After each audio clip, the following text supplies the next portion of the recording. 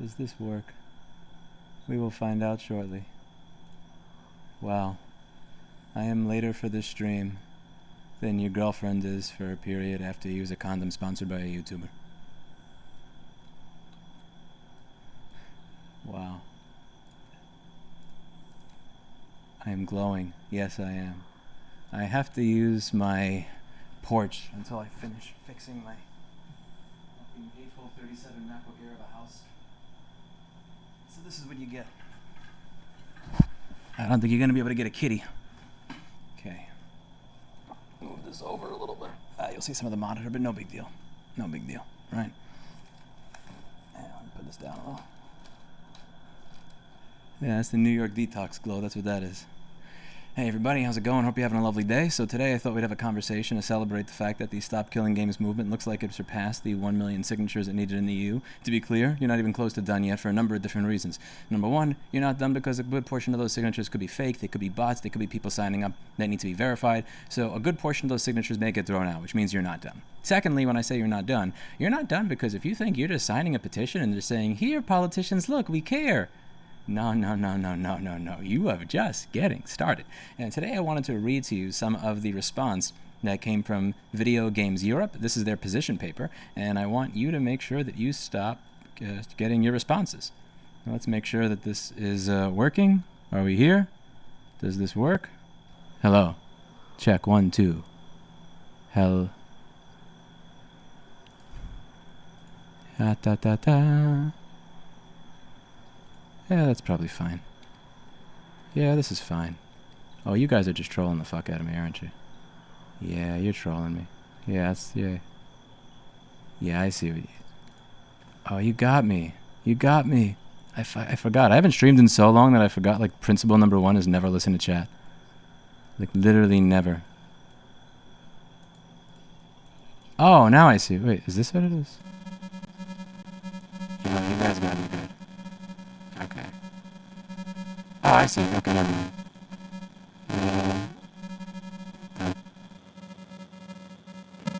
Oh, what's that? Oh, that is some Linux and shit over there.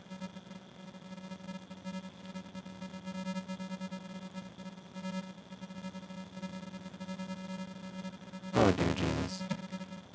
What the actual fuck is that?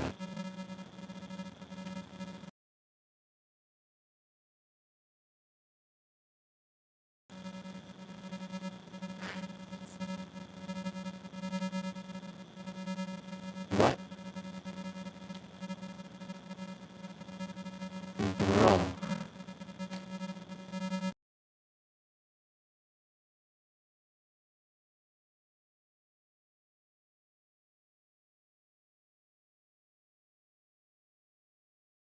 Oh, man. Yeah, so Carla lets me run a limiter so that my audio doesn't distort if I talk too loud, but I also am not, like, it's not too low. Like, either I turn it up and I distort when I talk loud, or it's too low and you guys all go, turn it up. So I use Carla and some Linux audio VST files Linux audio VST plugins and LAD SPA plugins, stuff like that. The only problem is that I'm using Linux, which means that nothing works because, like, it's been like this for like 11 years. God bless Linux. This shit is such a pile of... I love it. I love it. It actually is. It keeps me strong and on my game, you know? It's kind of like in Texas. In Texas, they require that you use a VPN to visit a porn site. Either that or show your ID. So the way I see it, other people see it as, they're restricting freedom of speech. No, but the way I see it is they're teaching the next generation of teenagers how to be computer literate. Because if you want to be able to watch porn in Texas, you need to understand what a VPN is and what geolocks are. So I think it's very useful in that regard. And this Linux audio shit just kind of keeps me on my feet, you know? Make sure I understand. Okay. So let's actually get to the topic of today's video, which should have started 10 minutes ago, but did not because I suck. So firstly, congratulations everybody in the Stop Killing Games movement for getting pretty far up. It looks like you guys have got your 1 million signatures. However, that is not a congratulations because there's a good chance that a bunch of those signatures are bots or random assholes doing all sorts of weird stuff. So just to get it on the screen, let's show on the screen your signatures. Have to give you all a chance to celebrate your victory here. What you got? Where do I scroll to find your signatures? Support this initiative. I don't visit europa.eu very often. Signature is 1.2 million. So that is a start. However, there's a couple of things to go over. So the first one is that you guys are not done. Number one, that many of those signatures could have been fake. They could have been bots. They could get thrown out. You never want to be in a situation like you were with Bush versus Gore in 2000. Always fear the hanging chads. Just trust me on this one. You always want more. So if you are in the EU, you support the movement. If you support the movement, I'm not going to tell you how to vote. I'm not going to tell you what to do. But if you support it and you haven't signed already because you see that there's 1.2 million and only needs 1 million, no. Secondly, what you're doing at this point is you are getting them to discuss the matter.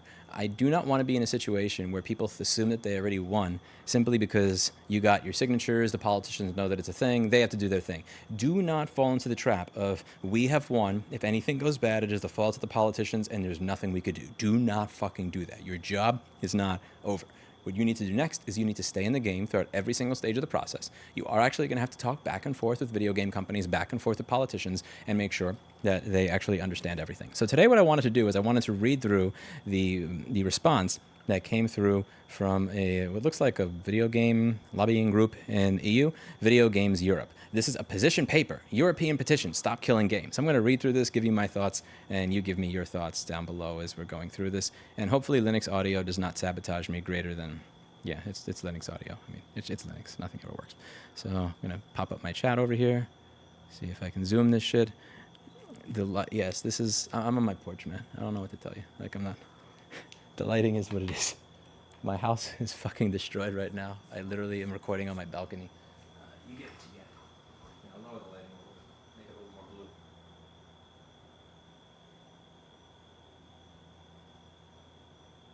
There you go. There you go. You get this now. Actually, oh, now I know what it is. It's stupid white balance in the freaking can.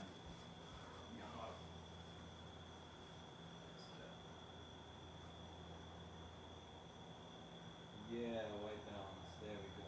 Auto. Nice.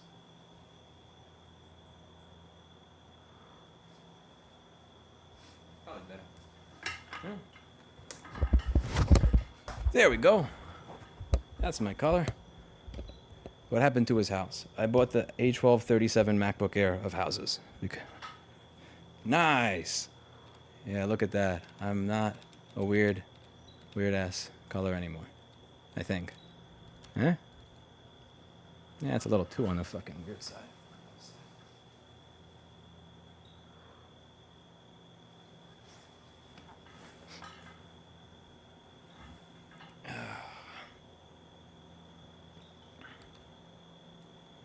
Let's get to it. European petition, Stop Killing Games. Why providing continued support do not work for all games. Does not work for all games, but whatever. I expect you to spell. The video games industry is committed to consistently providing players with high-quality interactive gaming experiences and recognizes the passion in the community that grows around its games. The decision to discontinue a game's online services is multifaceted and is never taken lightly and must always be a matter of choice. When it does happen, the industry ensures that players are given fair notice of the prospective changes in compliance with local consumer protection laws. So a few things to go over here. Number one, it is never taken lightly and must always be a matter of choice. Again, this is one of those things where if you purchased the game and you paid your $60 or your $100 for the game, and it is called a purchase, it should not be anybody's choice to turn it off. The only person's choice it is to turn the game off is mine, because I bought it. Like, I turned the game off, right? That's my choice, not your choice. So like when we're talking about choice, I think it's important to look over whose choice that is. When it does happen, the industry ensures that players are given fair notice to prospective changes in compliance with local consumer protection laws. Yeah, I don't really want notice that my shit is being turned off. I would just like it to not be turned off. The document explains the reasons why a video game company may decide to discontinue functionalities supporting the online video game, and why this may lead to the video game no longer being playable. No longer be playable. What? And why this may lead to the video game may no longer be playable. But what is this? I remember you guys remember Catherine Gunter? This is like 2019 or 2020. Samantha Kersel was sitting next to Catherine Gunter, and she said something along the lines of the video game plays the console. I mean, to be clear, I really don't have a leg to stand on here. Like just 2 days ago, I did a stream and I was talking about a battle initiative. I am 50 years younger than Joe Biden. Like almost full 50 full years younger than Joe Biden, and I literally said battle initiative. So I mean, it's not really like I can't criticize there. Online video games are interactive entertainment. Thank you for explaining this to me. I had no idea. Unlike a book or a film, an online video game is not a static work. Online video games are interactive entertainment that combine numerous elements of artistic and intellectual creation with software programming and server infrastructure. Online video games evolve over time after their initial release, providing consumers with regular new content, experiences, patches, and updates. This is highly valued by players and is required to compete in the market. It involves significant ongoing development and expenditure over years, sometimes decades. Video games companies put significant investment into creating and developing the best interactive entertainment and experience for their passionate player bases. The right to decide how, when, and for how long to make an online video game services available to players is vital in justifying this cost and fostered continued technical innovation. As rights holders and economic entities, video game companies must remain free to decide when an online game is no longer commercially viable and to end continued service support for that game. Okay, number one. So it says to end, they should choose when to end service support for the game. The movement is not asking you to continue to keep the server up forever. The movement is asking that you allow the player the ability to utilize certain features of the game offline rather than just turning the entire thing offline to some extent. Now, let's just... I think while we're going through this, it would actually be a good idea to just have the Stop Killing Games FAQ up. I'm going to assume that I'm a complete idiot, and I want to see how much of this is answered by the StopKillingGames.com FAQ. Because here's one of the things that I think is really important. So a lot of you people think something's a win that is not. I will hear people in the comments say something along the lines of, they just don't understand the movement. They don't understand the initiative. And that's not a win. I think a lot of people say that because they think if I simply say they don't understand the initiative, that discredits the opposition argument and therefore you win. And that's not how this works at all. I think it's really important before we get into that. Now, I'm going to own something, Malk, to understand the fundamental reason that politicians tend to vote a certain way, or they tend to be cautious when it comes to supporting any new type of initiative. So the first thing is, I'll be honest with you, when I did my Stop Killing Games video, the response to harsh criticism of Stop Killing Games 1 year ago, this was in support of Stop Killing Games. Response to harsh criticism of Stop Killing Games from Pirate Software.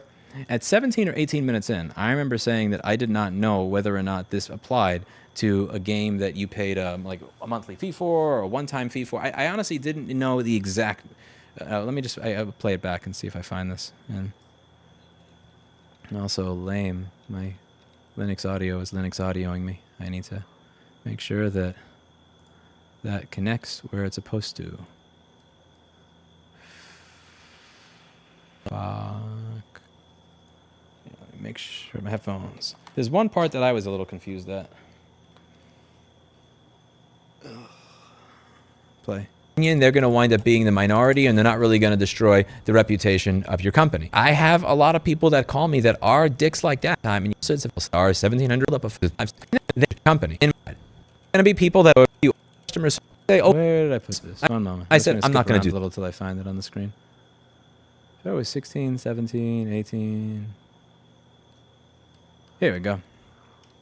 And I think that the initiative actually does make a good games that are games where normally I would want piled up of 5-star reviews. The initiative should address live service games that are designed to be massively multiplayer versus games with both campaign and multiplayer modes where even the single player mode gets shut down. Personally, I would want this to apply across the board, but I could understand if it only applied to games where it was not sold this way. You have games that are sold as services, and then you have games that are sold as games. And I think that the initiative actually does make a good argument as to how it is this could already be separated. There's one particular word that is really important to me. We wish to invoke Article 17, squiggly shit 1 of the Charter of Fundamental Rights of the European Union, gobbledygook here. No one may be deprived of his or her possessions except in the public interest and in the cases under the condition provided for by law, subject to fair compensation being paid in good time for their loss. This practice deprives European citizens of their property by making it so that they effectively lose access to their product in an indeterminate, arbitrary amount of time after the point of sale. We wish to see this remedied at the core of this initiative. It says possession, so that really does go there to how was this sold. Something like The Crew, that is sold to me as a possession. It's not sold to me as a service. Now, it functions as a live service game, but simply because it has functions of a live service game does not mean that I'm going to refer to it that way. There are games that have the functionality of live service games, that are sold as a possession, and then there are games that have the functionality of a live service game that are sold as a live service game. These are two very, very different things, and I think that's important. So one of the things that I went over in a video that I did a while. Yeah, so the thing is, I don't honestly know if my understanding of what exact type of game this covers was correct. So, point taken. Let's say somebody looks at that and goes, I don't understand the initiative. So one of the things that I wanted to go over, because I'll see this a lot in the comments, like something that is usually the winner is like they don't understand the initiative. Politicians are not people that are experts in any of their particular fields. The way that, at least it works in the United States, is when you elect a politician, it's a high school popularity contest on steroids. You're not electing somebody because they're an expert in every field. You're electing somebody because they reflect back to you your philosophies, your worldviews. They say the things that you want to say. They make you feel the things that you want to feel. And even if you do elect somebody who is an absolute expert in a particular area, it's very likely that they're going to be horribly inadequate at understanding a number of other different areas. So when somebody is going to legislate, let's say that I get elected, and let's say that I'm considered, I'm reaching here, but let's say I'm considered an expert at MacBook repair and running a small business, right? Let's just assume that was true. It's not, but let's just say it is. I'm an expert in that particular area. And now I'm supposed to legislate on the regulations of marine motorboat engines or something like that, right? I'm supposed to regulate that. I know jack shit about this. If I don't know anything about it, and it seems to kind of be working as it is, I may not want to legislate unless I feel there's a real serious need to, because if I don't understand something and I start screwing with it, I'm likely to fuck it up. How many people here have messed with something that they didn't understand and fucked it up? If you didn't raise your hand, you're just lying to me. Most people are who fuck with things, who don't understand them, screw them up. So politicians, if they don't understand something, their default is going to be to not do anything, to not change the status quo, because they don't want to be the reason that instead of 4 motorboats exploding a year, 4,000 motorboats explode a year, or something like that. So the point of the matter that I'm trying to get at here is that since politicians are not elected as a result of them being an expert in every field, because that's impossible, they're not, the 99% chance they're not going to understand the particular field that they're legislating, which is why even in areas like the EU, they may default to not doing something unless they feel like they understand it. And the one type of person that's even more dangerous are the people that do try to fuck with things when they don't understand it. So you could be screwed either way. One example of this is with this person I talked about from 2023. This person wanted to talk about a chat control bill. This is the best one. This was a sniffing packets. It's about sniffing, checking out, you could say. It's not as if you read the communication. It's like a police dog being able to smell if something's in there.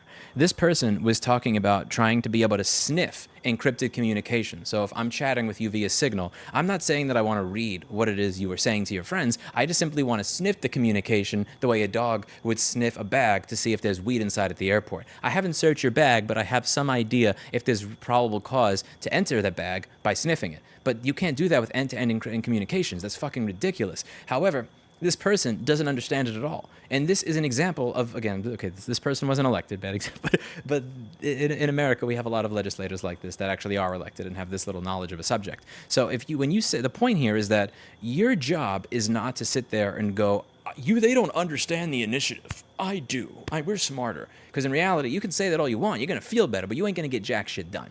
None of these people understand shit. And the thing is, it's your job to get them to stand it. Whether you need to have a pitch deck, whether you need to have pretty little infographics and shit. Like, let me show you what Kevin O'Reilly made. Kevin O'Reilly is the executive director of the new nonprofit I started. Kevin O'Reilly, deer in the head. Let me show you the shit that he put together to get politicians to understand stuff. This is really, really, really good. I think we did really well, and we're very lucky that we were able to hire this guy. I'm going to show you something. Here's what he does to get people to understand shit. You're going to need this for Stop Killing Games, right?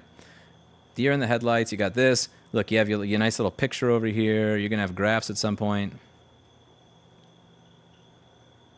Deer chain coverage, leave farmers less choice. So here you could see the nice little pretty graphic that shows you the coverage from the dealers. I'm just going to keep scrolling because he has 2 of these. State dealership data. Like, how many dealers do you have? He has 2 versions of this. You're going to need this shit for Stop Killing Games. Because your job is not to say they didn't understand it. Your job is going to be to fucking make them understand it. Because a lot of the times, it isn't that there's... the lobbying groups, to be clear, sometimes they really just are trying to fuck with you. But the politicians themselves, a lot of the times, it's not that they are trying to screw with you. They just really don't fucking know any better because they're politicians. like this. Okay, this is a good one. Let's see the graphics. See how pretty it is? Look at how many sensors. Oh my God, sensors! Exclamation point! Diagnostic tools required. Like, see, there's a little pretty little infographic, and this is how right to repair bills get passed. This guy, like Kevin O'Reilly. Thumbs up to Kevin O'Reilly. What does it take to repair farm equipment? Steps in red are only available to manufacturer authorized technicians. See this? Look at this. He puts it in nice blood red, boring gray, just to make it nice and simple for you. So as I read this, I want you to understand this principle very importantly. That saying that somebody does not understand a bill when you're talking about a politician or anybody else, you could say that all you want. It'll make you angry. It'll get you really, really pissed, and it'll get a lot of people following and raging and raw. But yeah, you're gonna have to force understanding down their throats to get this passed. So what I'm gonna do is I'm gonna open the Stop Killing Games FAQ. I'm gonna read through each of these items, and I'm gonna put myself into my battle initiative mode. And I'm going to try to see if each of these questions is answered by the Stop Killing Games FAQ, how easy it is. And because I think that I'm stupid enough that if I understand it, then you might just have a chance of a politician understanding it. Because I'm pretty fucking stupid. I'm incredibly fucking stupid. I got IQ below room temperature. And I say IQ below room temperature, I don't mean Texas. I mean like New Hampshire in December. So first things first, we're going to go over when a game is no longer commercially viable, imposing a legal obligation to continue server support indefinitely. So what do we have? Aren't you asking companies to support video games on Unreal ever? No, we're not asking that at all. We're in favor of publishing and support for a game whenever they choose. We're asking for is they implement end-of-life plan or patch the game. Beautiful. Okay, so that's there. Bada boom.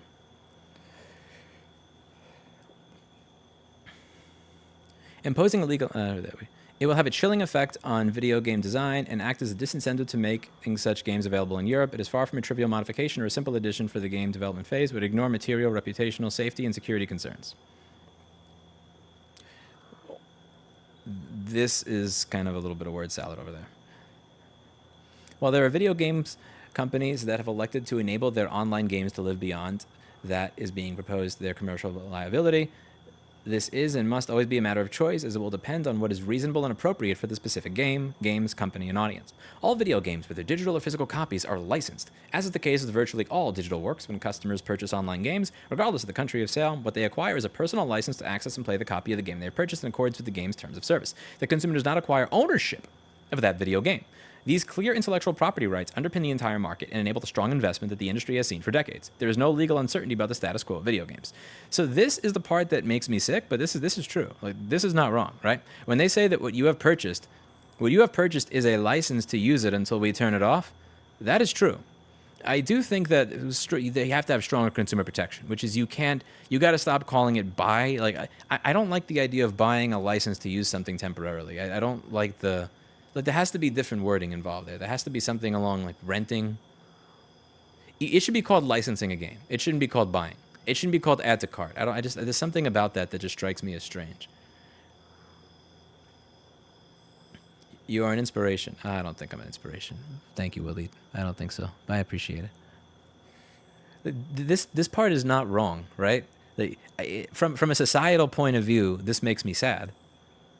This does make me sad, but like anybody in chat, tell me where I'm wrong here. All games, whether digital or physical, are licensed, as is the case with virtually all digital works when consumers purchase online games, regardless of the country of sale. What they acquire is a personal license to access and play the copy of the game they have purchased in accordance with the game's terms of service. The consumer does not acquire ownership of that video game.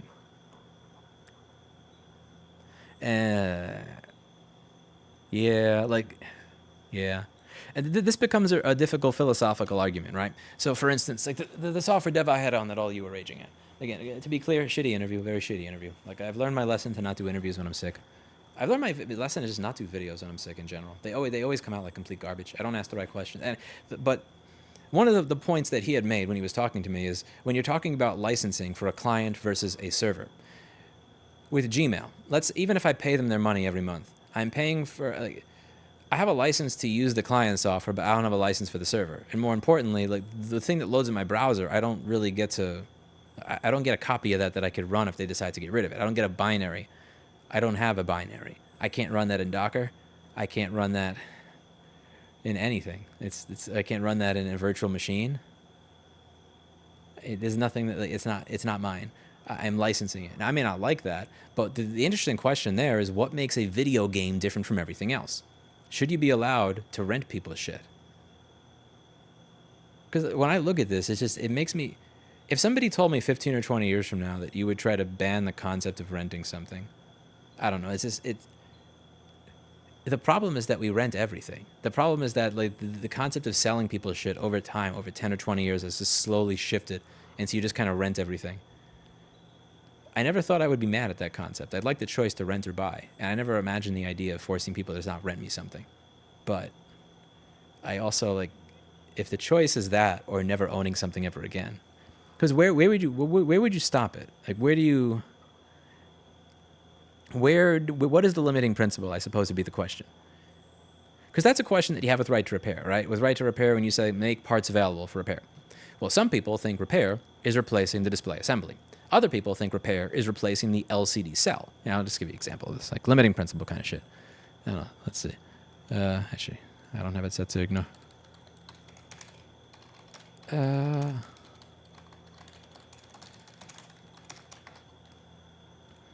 Okay, so some people think repairing a broken screen on a laptop is replacing this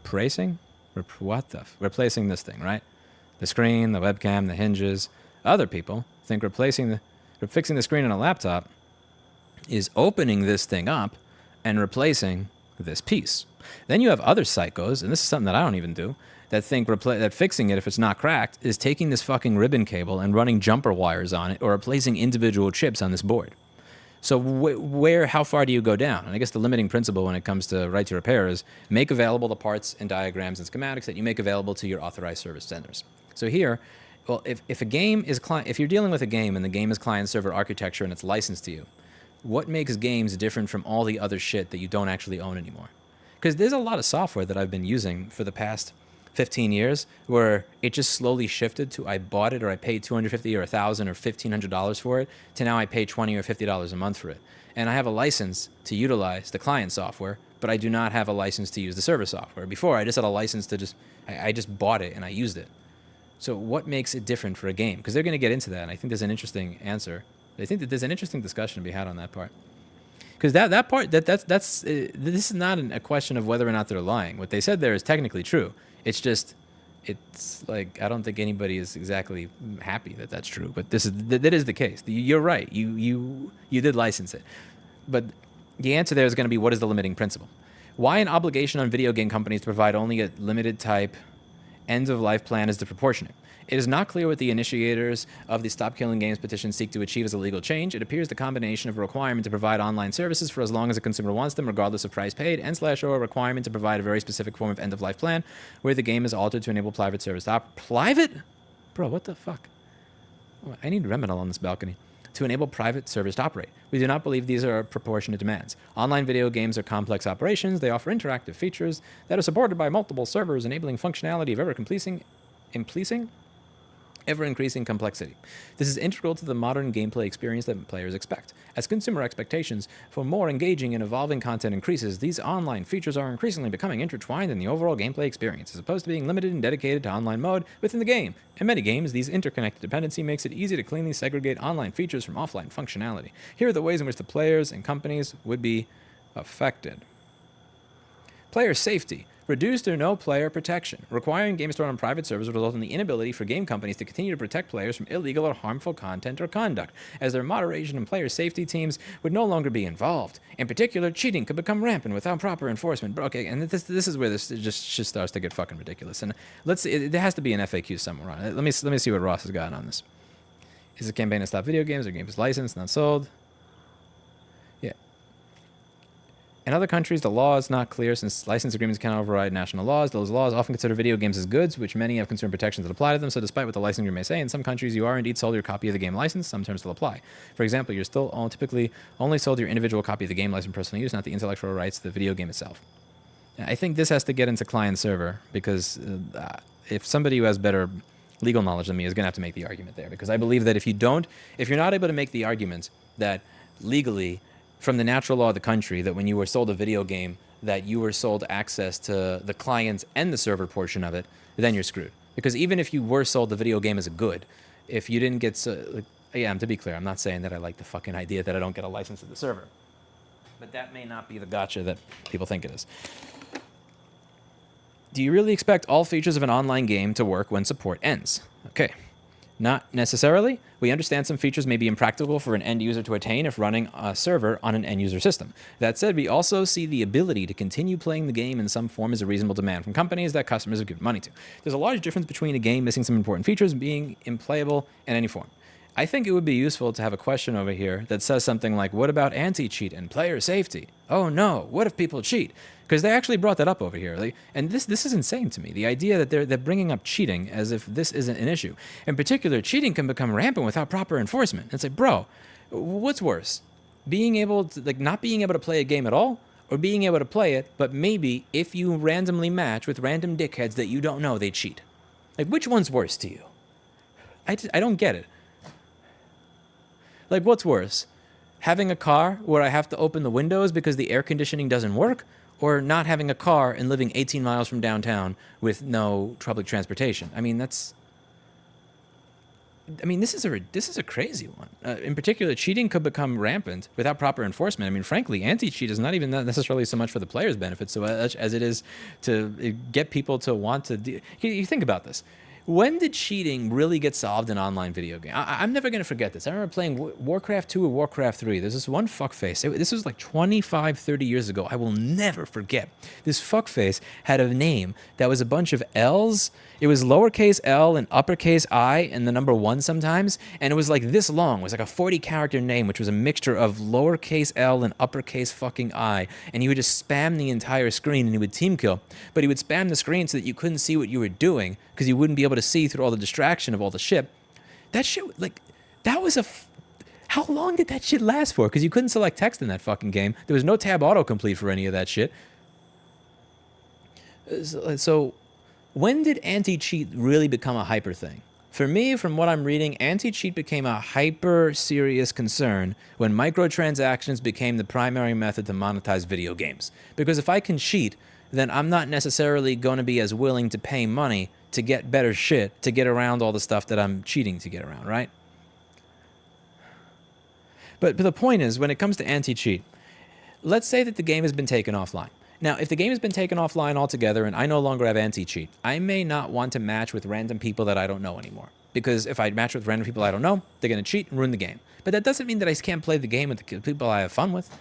I'm still in the same IRC server now that I was in 23 years ago when I first found out first found one of my favorite IRC servers that I've been in for like over 20 years. And if I wanted to play a game of Yahoo Pool with one of them, if it was still around, I'd play. Now, I may not want to do a matchmaking thing because I don't know if everybody's cheating, but why can't I just have the game available to play with my friends? Or why don't you let me decide that for myself? To be clear, there are technical reasons that this will be difficult to implement. I talked about it with that other developer, and that's fine. Talk those facts. But this shit over here is ridiculous. How the fuck is it that not having anti-cheat is a concern if you're going to kill the game altogether? I go back to my example. I have a car. I could either have my car, but my air conditioning and my radio no longer work, and I have to have the windows open when I drive down the street, or I don't have a car. But yeah, having a car with no air conditioning really sucks. But if I have to drive 18 miles to get downtown, and now you're saying I have to walk 18 miles to get downtown, I'll take the car with the fucking window open any day.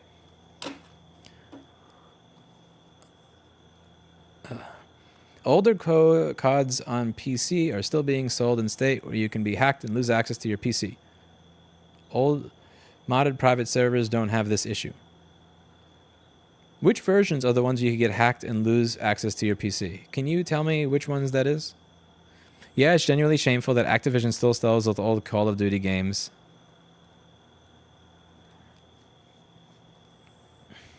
With no warnings either. Wow. That's sad. Also, make a note over here. So we're going to make a note of all the shit that Ross Scott is going to be adding to his FAQ. Number 1, to add to the FAQ, what about anti-cheat? You're not going to have that anymore. Doesn't that ruin it for players? A, what if I just matchmake with people that I are my friends, so I don't have to worry about cheating? B, what's worse, not having anti-cheat or not having game? C, security. This is going to harm security. So you're going to write over here, question, isn't this going to harm security? B, no, it is not. Plus, if these companies cared about this affecting security, then Activision would no longer be selling versions of Call of Duty that have hacks that literally allow your PC to get destroyed. Why is it that they are so concerned about this insecurity when they have security flaws on the market right now? This is going to get added over here as a little card. The same way that Kevin O'Reilly, for his deer in the headlights thing, did this. You're making this. I'm pushing you all to make this shit for Stop Killing Games. You got a lot more to add to this because you got to be able to respond to all the bullshit. You guys need a Kevin O'Reilly. You guys need somebody to make the deer in the headlights document. I'm going to link this down below for any of you who want an example of what it is you're going to be doing. What you need to be doing. What you need to be making. And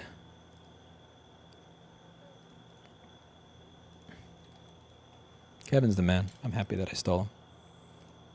I'm happy with my steals. Okay.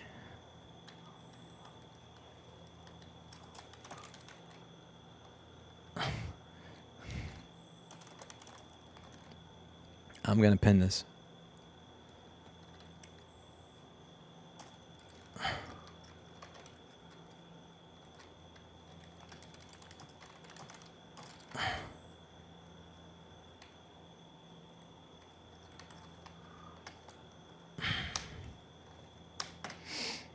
Okay, I'm going to pin this.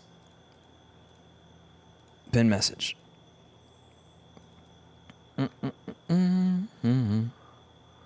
What can it be? Why do I have that song stuck in my head, man? God damn it. Of all the things that have stuck in my head, that's not it. Oh, man.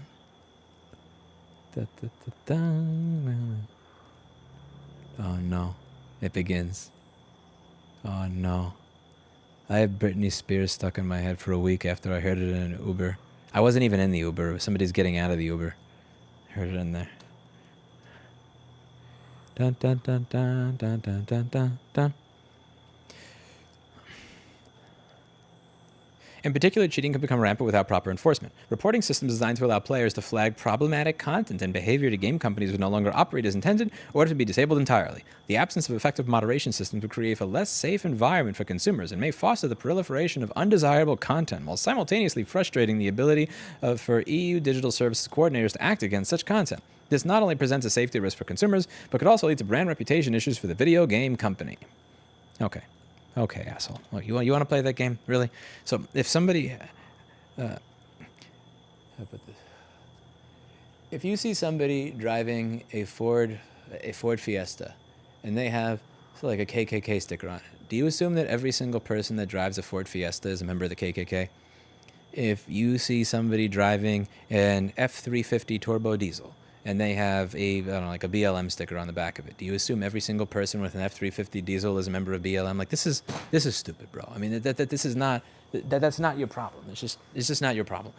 People are going to use your game, and if you sell a game to millions of people, some of the people that you sell your game to are going to be absolute cunts.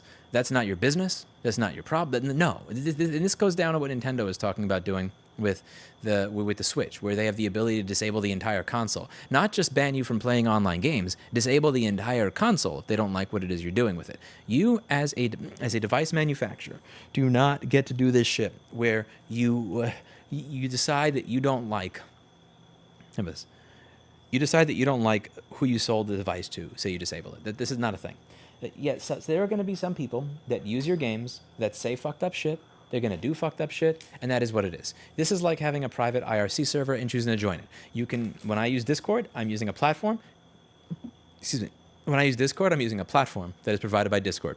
When I join an IRC server, I'm joining a server that was started by a particular individual or a particular company. Anybody, any Tom, Dick, or Harry can spin up their own IRC server and then join that server. And if I don't like what's going on in that particular server, I leave the server. I do not assume that IRC is backing those evil people because they allowed them to have an IRC server. That's insane. The idea that because one fucknode on FNet in 2007 said something stupid, that every single person on FNet is bad, it's ridiculous. No, just no. Community servers are the best anti-cheat. Self-policing is the best way. You can have automated matchmaking plus community servers. And that's another good point here. One of the things about reputation is, like one of the entire reasons that you may want to run your own server is so that you can personally vet the people that join so that you are not dealing with people that are cheaters. Don't put that shit back in my head, Victor Garcia.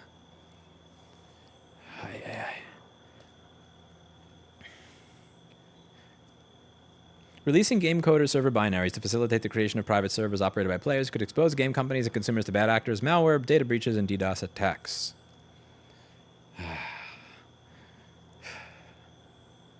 Okay, firstly, if a game company is being exposed to a DDoS attack because they released the ability for me to run my private server, I don't, what? That's, this, what? Okay, the malware thing over there. Increase security risks. Your homework now, Stop Killing Games people, is you are going to have a question over here, and it's going to say, aren't there security risks involved in this? You would say, yes, there are security risks involved in everything. For instance, Activision is still selling versions of Call of Duty that allow your PC to get hacked. They still accept money for these particular items, and they do not even tell you that there is a security flaw. They do not care. Secondly, you're going to say, yes, there is always a risk when you play any video game, even when you're playing a video game that is currently sold in a store. There's always a risk involved in connecting your computer to the internet. I'm a big boy, and I'm going to take on that risk by myself, the same way that we did for the past 20 years before we had to deal with this shit. Next, impact on companies. Significant engineering and architectural challenges. Allowing players to run private servers would present significant engineering and architectural challenges for many games due to the way in which such online features are integrated with other proprietary systems and required for the game. Creating a private server-compatible version would be a prohibitive cost, in some cases years or decades after the game's initial release, when only a small audience remains.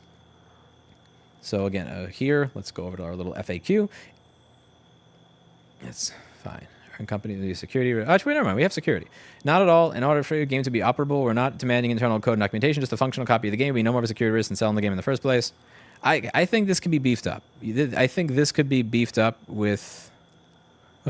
FTC's Nixon Fix report found cybersecurity risks raised by manufacturers' justification for limited repair access are not supported by the evidence. I remember that. You remember that? That was May of 2001. A good memory. Wouldn't it be a security risk? I would expand on this. And what I would have over here is, here's what you're going to do. Watch. I'm going to give you guys some more homework at Stop Killing Games. Here's what you're going to do. You're going to go over. You're going to find a gentleman called Paul Roberts at Secure Repairs, right? You're going to find this guy. You're going to find these people. They're good people, right? You're going to find him. You're going to find him. I think there's some people. Is Tara Wheeler here? I'm not sure if Tara Wheeler is here. Here we go. Tara Wheeler. Fucking awesome. Awesome person. You're going to get somebody from here. And you're going to have them to write a little policy thing over here, right? And then you're going to have a footnote. So instead of it being, again, no offense to Ross Scott, love Ross Scott, great guy, but like you want somebody, yeah, see this? Yeah, like you want something a little bit nicer than this, right? So take notes here. You're going to get somebody from Secure Repairs. You're going to ask them, in your spare time, do me, like, is there any possible way you guys could write me something? Give me something over here to work with that's slightly better than this. I'll give you an example of Tara Wheeler testimony. All right, what do we have here? This woman's gangster. Just absolutely awesome. She also wants to teach me how to play poker, which I have to take her up on because I don't know how to play poker. I'm absolute shit. When it comes to cybersecurity, she's awesome at testifying at these things. And hopefully you or somebody here is taking notes. Here, these are the people that you're going to want. This was excellent. 50 at Grass and you, Chair Carl. Thank you for showing up, and I hope you show up at more of these hearings in the future. Good morning. Thank you, Chair Carlisle and members of the Environment, Energy, and Technology Committee for the opportunity to testify here today. My name is Tara Wheeler. I was born at Madigan Army up the road. I live in Seattle, or possibly Seattle traffic, and I'm here today to speak in support of Senate Bill 5799. I'm a cybersecurity policy fellow with New America. I started in computers by building Pentium machines after school for my stepdad's computer repair company. I have been a Linux systems administrator, an architect for secure systems, a senior cybersecurity executive at 2 large publicly traded security corporations, and I am an offensive information security researcher. That's how you pronounce hacker when you're testifying in front of a legislative committee. One of the opposition arguments given by manufacturers is that right to repair represents a threat to the security of our devices. As a cybersecurity expert, I can tell you that if taking your iPhone apart represents a serious threat to the safety and security of communications in this country, we should be talking right now in an underground situation room and not on public access television in the 13th most populous U.S. state. While on many levels I am an Apple fan, clearly, especially due to their strong and repeated commitment to secure encryption without creating backdoors that would inevitably lead to foreign penetration and mass surveillance. I must tell you that permitting a screen replacement or battery charger housing resolder on an iPhone or a Google Pixel is not the same thing as deliberately breaking encryption. It is creating a well-designed machine intended to be reused and repaired. As someone who hires in the information security industry, I know how critical it is to employ people with curious minds who want to know how things work. I want to see more of those minds working in jobs here in the state of Washington. It is simply not the case that allowing someone to swap out a phone screen will let that person reverse engineer every bit of software on the phone or access private data. Apple and Google can still design phones that protect user security while allowing private repairs. We have real geopolitical problems in cybersecurity, and we should be asking companies to answer questions about data security, not about supply chain components that are easily physically testable and examinable. Thank you, data security. Not critical problems in cybersecurity, and we should be asking companies to answer questions about data security, not about supply chain components that are easily physically testable and examinable. Thank you again to Chair Carlisle and the members of the committee for your time today. So what you're going to do is you're going to find a bunch of experts that are ideologically aligned with the concept of ownership that are going to say this stuff. They're going to write little papers for you, and it's just going to be beautiful. So that's what you need. This is not enough as it is. Again, is it nice? Yes, it is. I'm not blaming you. You know, you did what you did at the time that you had it. You got your 1.2 million signatures. Good shit. For all the security arguments, you're going to take this thing over here, and we are just going to replace that with stuff that you read from people over here, because they're really fucking smart. This guy over here, I think that this is the guy that wound up suing the government for 8 or 9 years over hacking Xboxes. Like, this guy's awesome. Bunny Wang, I'm pretty sure that was Green versus DOJ. That was a Section 1201 case from the Digital Millennium Copper. Yeah, DMCA 1201, Green versus DOJ, right? Here's the DMCA Section 1201, which deals with anti-circumvention and anti-trafficking provisions, was challenged in the case of Green versus Department of Justice. The EFF, represented researchers Matthew Green and Andrew Bunny Wang, argued that these provisions violated the First Amendment by restricting free speech and fair use of copyrighted material. The case ultimately reached the D.C. Court of Circuit Appeals, which upheld the constitutionality of Section 1201. Boo, but you get the idea here. The point is, you're going to find people in the particular lane that are going to help you. And here you're going to find a bunch of experts. So security has been mentioned not once, not twice, but 3 fucking times. So if you guys are taking notes here, you're going to ask these people politely and kindly, and I'm happy to like poke them because I have to, you know, maybe I'll let Tara's teaching me poker at some point in the next few months. You're going to want them to write something for you that just smacks this out of the water. All right. It can't just be the one thing that I said. And this is what it comes back to. So this is what comes back to what I said, which is when you get the signatures, no, you're 3% of the way done.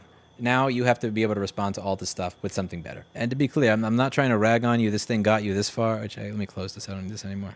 Close that. Don't need that. I have too many windows open. Ugh. Here, wait. Increase security. Here we go. This got you this far, but you got more to go. All right. So that's it. Impact on companies, significant engineering and architectural challenges. Allowing players to run private servers would present significant engineering and architectural challenges for many games due to the way in which such online features are integrated with other proprietary systems and services required to run the game. That sounds true from what I've read. And again, it comes down to 2 things. A,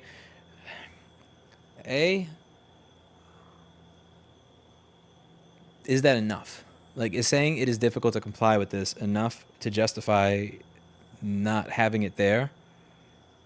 And B, is that because the way that we choose to make things now is ridiculous to begin with? Let's see, let me read. A bunch of people are. He explained how Section 1201 of DMCA holds more weight than Magnuson-Moss Warranty Act. Convertible. Magnuson-Moss Warranty Act says that you as a consumer have rights, whereas the Digital Millennium Copyright Act, Section 1201, means that the movie and the music industry have rights. Who do you think is going to win that battle in Congress? The music and the movie industry. How likely is it that the lobby drops a few billion and StopKillingGames just goes away? I'm worried that they'll just throw money at the problem until it goes away. I honestly don't think they're going to drop money. I'll explain what I think once I read the end of this thread. So the question from Nicholas Shishkov. Sorry, I haven't pronounced anything properly tonight. I apologize. The question from Nicholas is, how likely is it that the lobby drops a few billion and Stop Killing Games just goes away? I'm worried that they'll just throw money at the problem until it goes away. I don't even think it's going to be throwing money at it. I think that the biggest problem is going to be something like... actually, you know what? I'll read you an email that I got from somebody in my audience, because it actually made sense to me. Let me read you an email that I starred, because...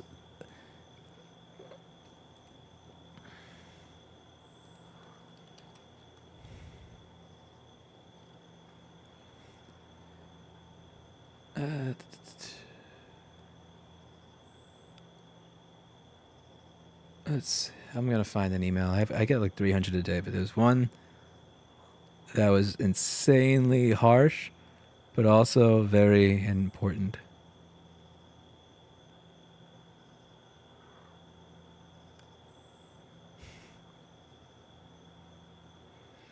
I think they'll get the signatures, go speak at the European Commission, mission accomplished. It's not their job to do more than that. It'll be frustrating for reasons you outlined. Signatures is only the beginning of a battle that will last many years. Wait, no, where's the second part of this damn email? 1 second. Oh, I think it was a separate. This person sent me like 7 emails, but... Clinton, one moment, I'm looking for something.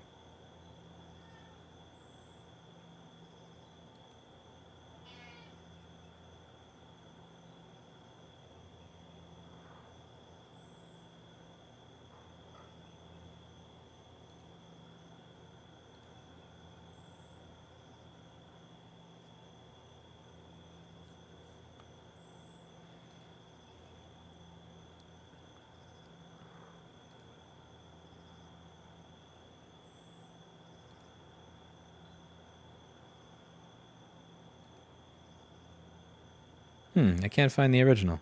Interesting. The one part that I wanted to read. Go figure.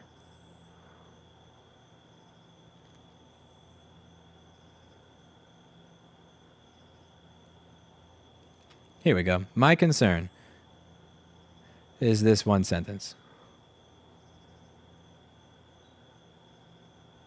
If they present the issue at the petition and describe it a similar way it's done to you and nothing comes of it, people will not blame the movement. They'll blame politicians for not acting. If the industry manages to squeeze out concessions that ultimately make everyone worse off, it's the companies that fucked us yet again with their unlimited budgets and suited lobbyists who cannot be defeated no matter how hard we try. There'll be excuses, there'll be villains, and there'll be no self-reflection. The victories will be mythologized and the failures will be outsourced to evil. And if the politicians don't do anything, it will never be considered that not having a 15-page slide deck to give them might have been a huge mistake. I think that's the more likely failure, is that like this does not get more organized rather than they just throw a bunch of money at it. And I hope that doesn't happen. That's why I remember when in Discord when he would first ask me like 2 years ago, not 2 years ago, 1 year ago around, I think it was August. Yeah, it was either August or September. He had asked me about the Stop Killing Game stuff in the Lotus Lewis channel on my Discord. And I was highly blunt in start an organization, fundraise to that particular organization, hire people, find people that will help you respond to all of this bullshit, and do a really, really good job of it. That's my concern. Creating a private server compatible version will be a prohibitive cost, in some cases decades a year after the initial game's release, when only a small audience remains. And I think the idea here is to create infrastructure that allows you to do it up front. Now, the developers that I've spoken to, I think what they get aggravated at is when I say, yeah, just make that. I think fundamentally, when you're asking somebody to change how they're doing something, and I say just make that, there's something that always annoyed me as a repair person, which is when somebody says, by the way, while you're in there, can you just? Like, how many people here have ever worked on cars for a living or something like that? How many people here have ever worked on repair of anything for a living? Or even whether it's construction in houses, cleaning houses, anything else? Raise your hand. Raise your hand. Put some in the chat.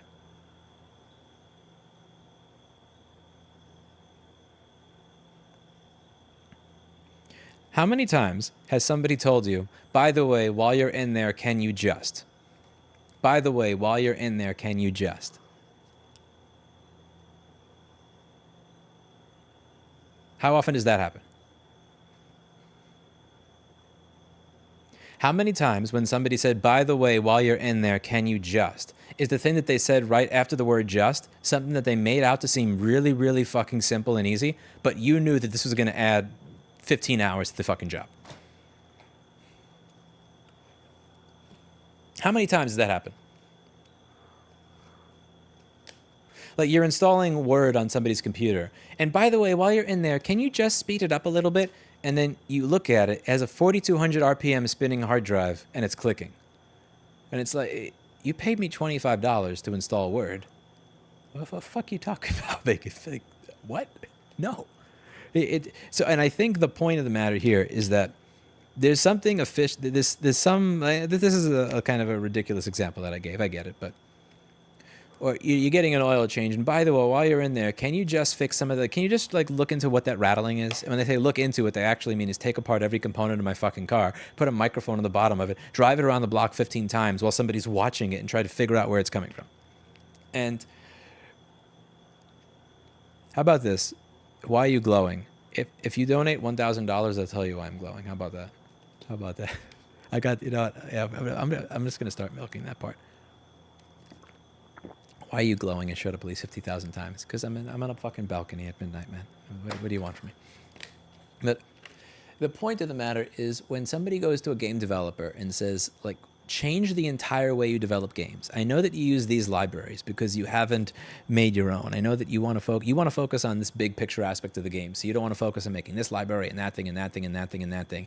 Can you just change the entire way you architect the game while you're in there? Like, I think the best guess that I can have as to why a developer would be as offended as they would is something similar to when somebody tells me something like that. It's like, they don't have any idea how to do my job. And even though they don't have any idea how to do my job, they're going to tell me how easy it is. And there's something about that that's fundamentally offensive to me. And I think it crosses over to fields. It crosses over from car repair to being an electrician, to being a painter, to being a handyman, to being a MacBook motherboard repair person, to being a data recovery person, and perhaps to being a game developer. The problem here is that, yeah, like, I think the reason that that's an issue is for the last 10 years, they've been doing can you just be okay with the fact that this is going to stop working soon after you've paid for it?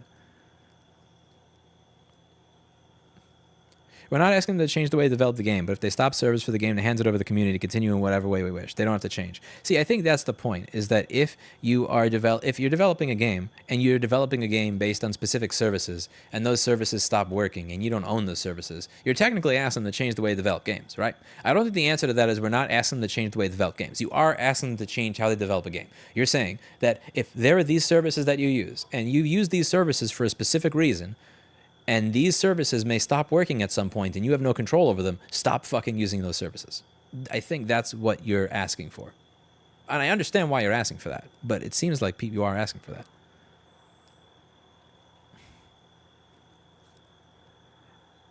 He's using the Gen 1 military night vision lens.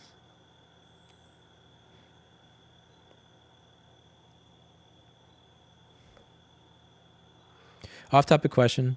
I wonder if you think Linus Sebastian is a grifter or not, just asking out of curiosity. A grifter is somebody who does not believe in what they do, I believe. I think a grifter is somebody who pretends they believe in something when they don't. It's a really difficult thing to describe, actually. So this is an interesting question. So this kind of goes back to something called Radathor. Any of you guys know what Radathor is? How many people know what Radathor is? Raise your hand if you know what Radathor is. Okay, if you've eaten within the past 45 minutes, you are now to look away from the screen. Are you looking at the screen? Stop looking at the screen. Stop looking at the screen right now. I'm just going to give you your warning, okay? Let's read about Radathor. What is Radathor? Oh, this is the wrong window I'm copying right now. One moment. I have to select a different window. Open selector, Windows. The topic of the stream has not changed. This is a Radathor stream. Radathor was a radioactive patent medicine brand of distilled water containing at least 1 microcurie each of radium-226 and 228 isotopes. Radathor, certified radioactive water, contains radium, and you probably see where this is going. So what happens when you eat or when you drink radioactive water? Introduced in 1918, Radathor was William J.A. Bailey's biggest commercial success, selling 400,000 bottles between 1925 and 1930. The Food and Drug Administration issued warnings against the use of Radithor, but did not have the authority to ban it during this period. And the organization that was started after Radithor fucked with a lot of people was, I think, the precursor to the modern FDA. Eben Byers. Eben Byers is an American socialite, sportsman, industrialist. He won the 1906 U.S. Amateur in golf. He died from jawbone cancer after consuming 1,400 bottles of Radithor. Okay, now, I've warned you guys 3 fucking times, all right? All right? I don't want to hear anything if you guys get nauseous. Let's show you a picture of what happens when you drink enough radium water. Before. After. Ooh. Oh. Don't drink no Radithor, bro. Now, the person who was selling it is a big commercial success. William John Aloysius Bailey was an American patent medicine inventor and salesman. A Harvard dropout, Bailey falsely claimed to have been a doctor of medicine and promoted the use of radioactive radium as a cure for coughs, flu, and other common ailments. Now, question, was he a grifter? Well, did he believe in what he was selling, or did he pretend to believe in it because he simply wanted to get paid for it? How did he die? Death. Bailey died of bladder cancer on May 17, 1949. When his body was exhumed nearly 20 years later, it was found to have been ravaged by radiation.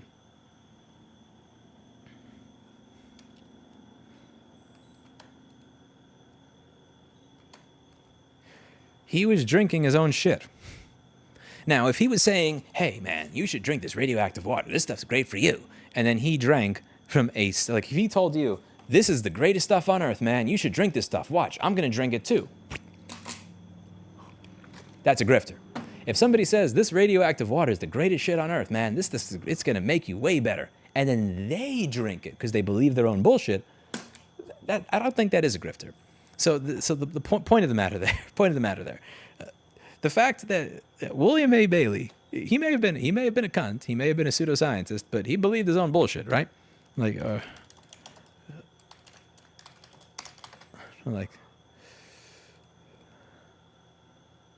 this over here. I don't know, is RFK Jr. a grifter? Like, what is this shit that he's putting in his freaking water?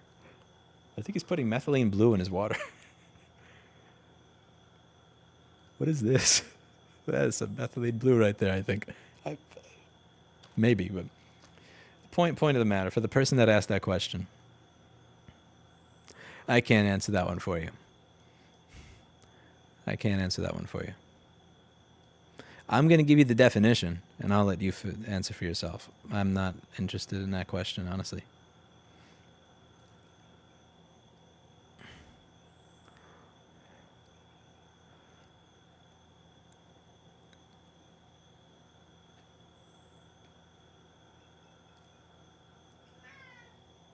I think he makes videos with the desire of entertaining people, and I think he also makes videos with the idea of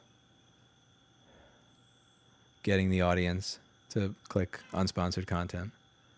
I dislike the fact that when a sponsor of his winds up kind of being a scam, that he just chokes on the taking accountability and responsibility. I don't find him to be a grifter. I wouldn't say that that's an appropriate definition for Linus at all. I would just wish that he did not shy away from the accountability and responsibility on the advertising thing.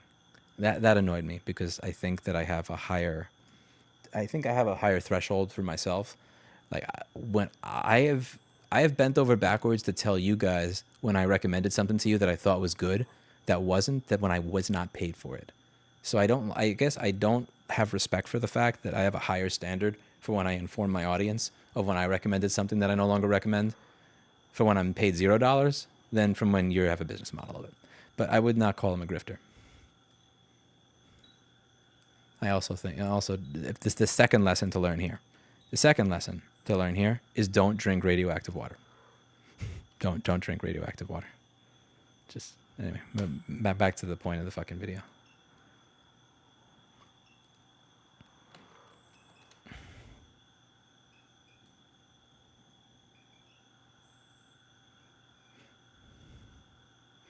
If we get back on topic, wouldn't then a wider discussion of in-game services like physics being a lease and a permanent license? Wouldn't then... the idea is when you're saying that it would be more... When they say it's more difficult to make the game that way, and you're saying, no, it's not more difficult, we're not asking for that at all, we just want to use the game as it is when it's offline. if the game has to connect to somebody else's server, let's say I develop a game. Part of my game needs to connect to somebody else's server to get this particular blob. I don't have access to that blob. I can't give you that binary. I don't even have that fucking binary. Like, I don't have it. I can't give it to you because I don't have it. Well, let's say that they stopped using that. Now I have to use a different service. I have to find a new service. Is that service as good as the one that I was already using? Does that service require that I recode the way that I made my game? There is work involved, right? Now the question is making people do that work necessary?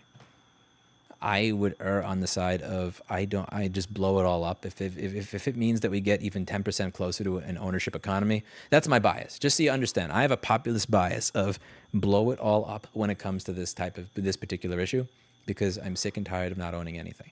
And so when I'm talking to people, I'm often trying to go the opposite. I'm trying to like go very far in the other direction of getting as much information as I can to push back against that bias, because I realize that is my bias, and that is not always a great thing. But you are asking them to change how they make the game. We're not asking them to change how you make the game. You're asking them to change how you make the game. The question is whether or not that is needed and appropriate, and arguing that it is. And I would argue that it is needed and it is appropriate, because you don't own shit.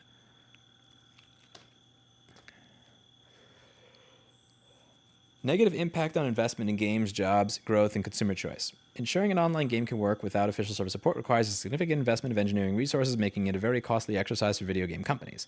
Many of the costs that game companies would incur in implementing an end-of-life plan would have to be incurred towards the end of the commercial life of the game, when it is no longer commercially viable to continue support. Requirements to implement such plans could lead to less risk-taking, fewer investment projects in developing new games, and potentially fewer jobs. Ultimately, it could lead to increased costs for consumers and less choice.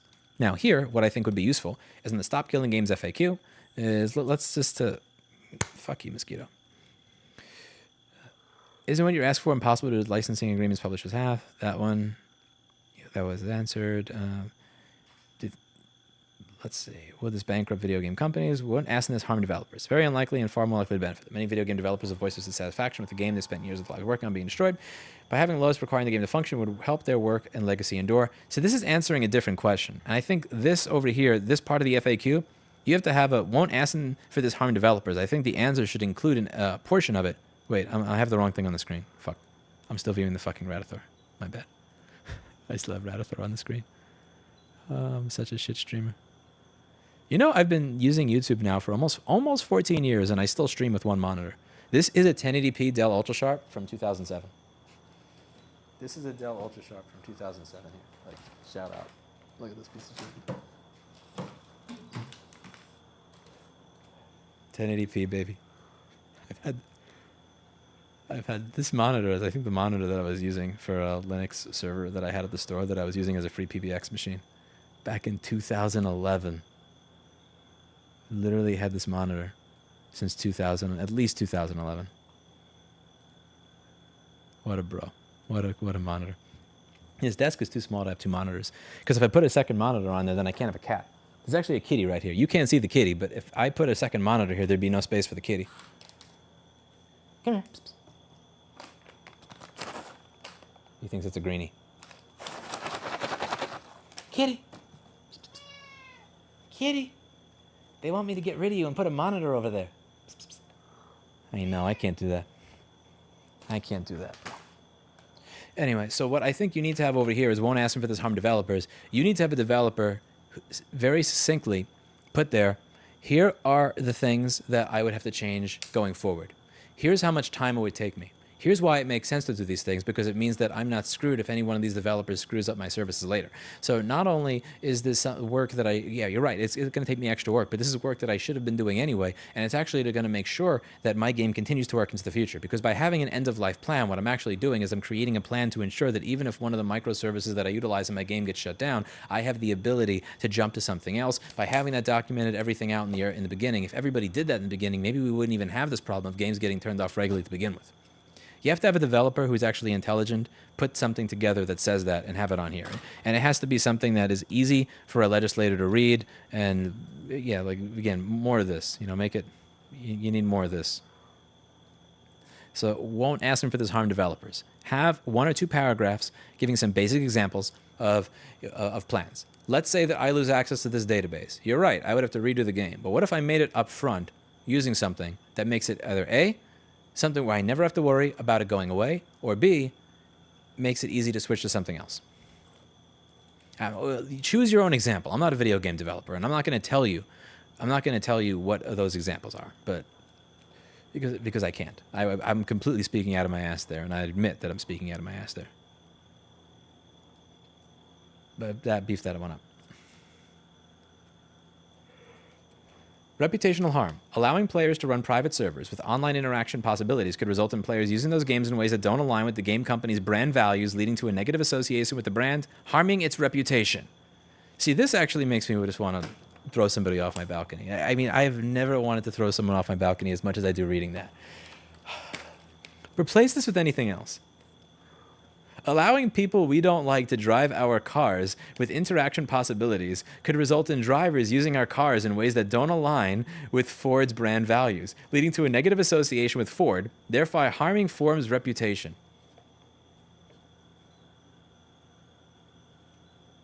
Allowing chefs to run private kitchens with interactions with other chefs and connoisseurs of food or restaurant customers could result in chefs using KitchenAid products in ways that don't align with KitchenAid's brand values, leading to a negative association with KitchenAid, thereby harming its reputation.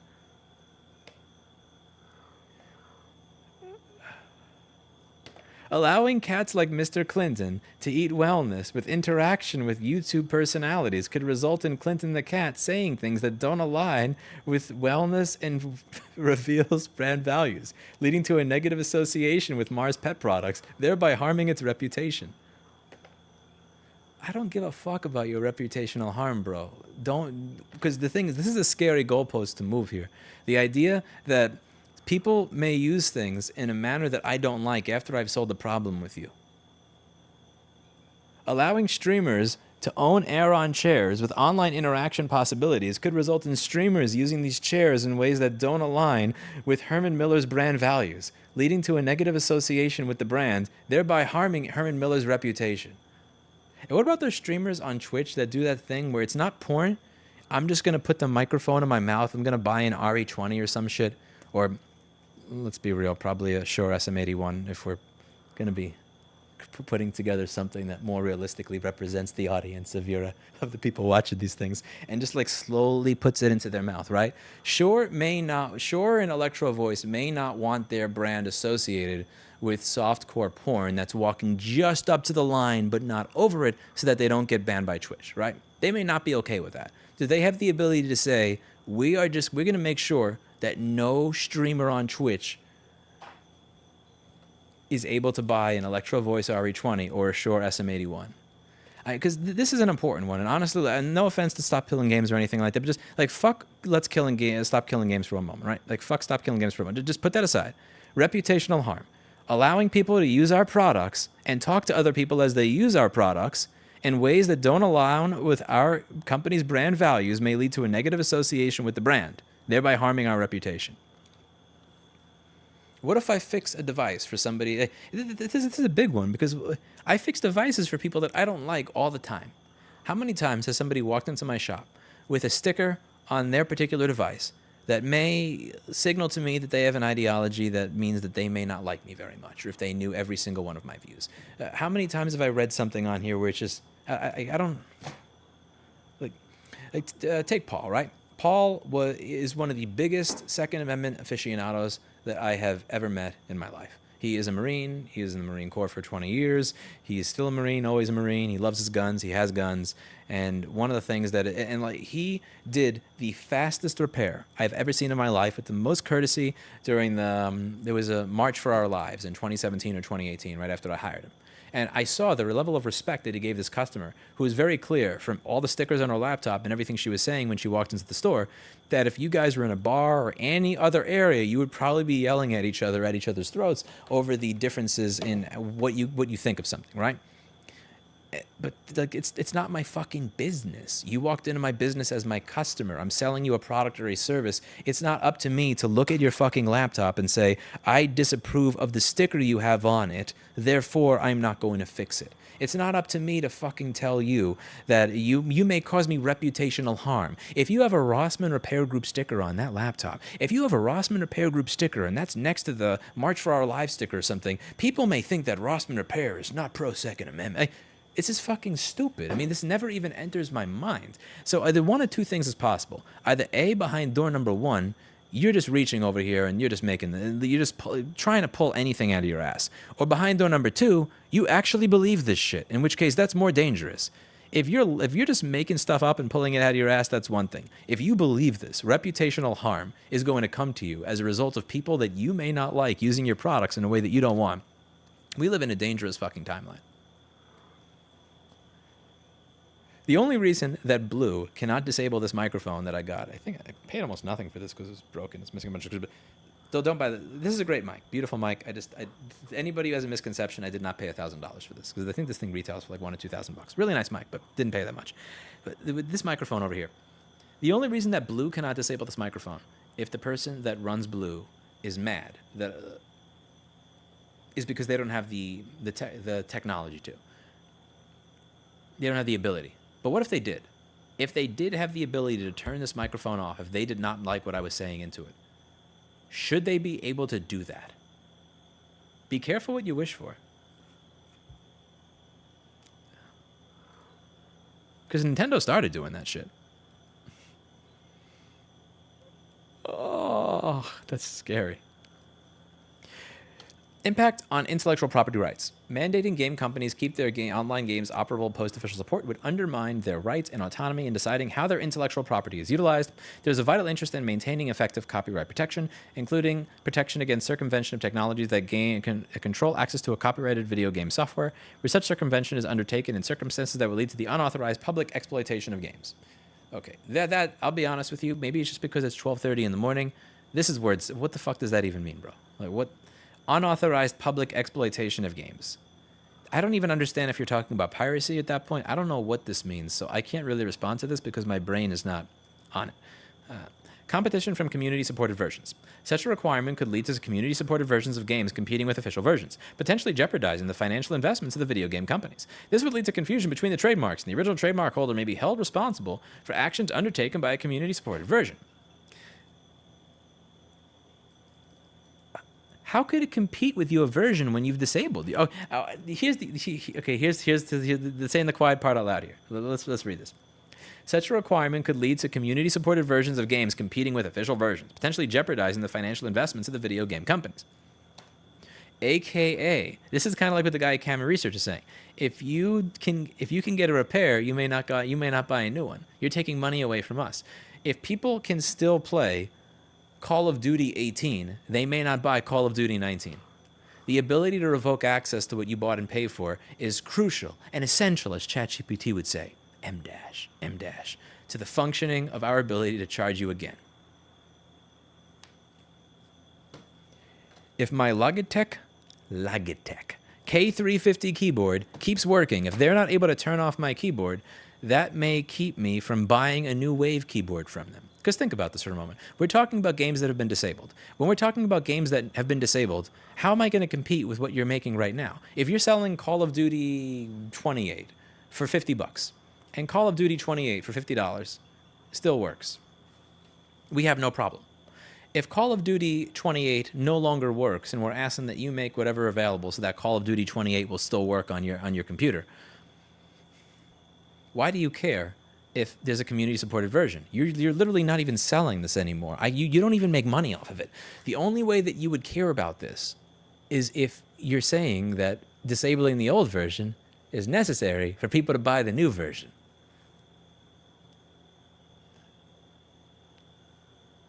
This is some scary shit over here. This is the scary. Like, again, either A, you pulled this out of your ass, or B, you mean it. Like, wow. Competition from forfeiture of licensing and reproduction rights. Allowing consumers to create or run modified copies of online games would necessitate game companies to either license additional rights or refrain from enforcing them, effectively leading to a forfeiture of control over those rights. That's a concern. I get it. Allowing people to continue to run their games would mean having to redo everything in licensing, and I think that this is covered in the Stop Killing Games FAQ over here. when it comes to, isn't it what you're asking for impossible to do existing licensing agreements publishers have with other companies? Resisting games, it's possible that some sold cannot have an end-of-life plan as they were created with necessary software that the publisher doesn't have permission to redistribute. Games like this would either need to be retired or grandfathered in before the new law went into effect.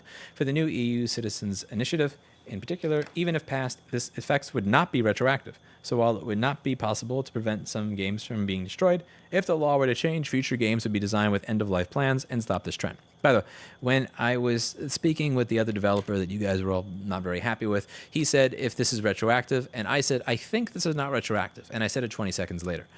I didn't cut him off immediately and say it's not retroactive. One thing I would suggest is on this FAQ, have Q. Is this retroactive? Answer, no, it is not retroactive there, rather than just having it inside a question that is separate from it on licensing. Just going to put that out there because, again, I said it 40 seconds later, and I said I think rather than saying it certainly. And like I remember, I had a feeling it wasn't retroactive. I just wasn't sure, and I didn't want to be asserted when I wasn't sure, but having that on this would make it easier. And again, the whole, like, it's Blackberry, don't chase the moth. Let the moth be, girl. You've eaten like 3 cans of fucking Reveal today. You're good.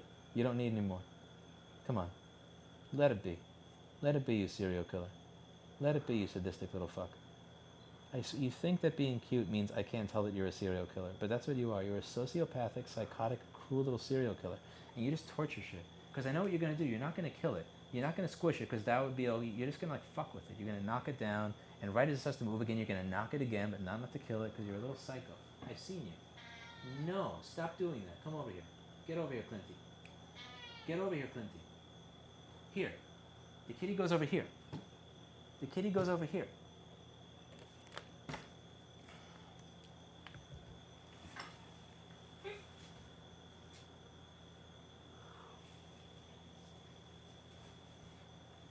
The kitty goes over here.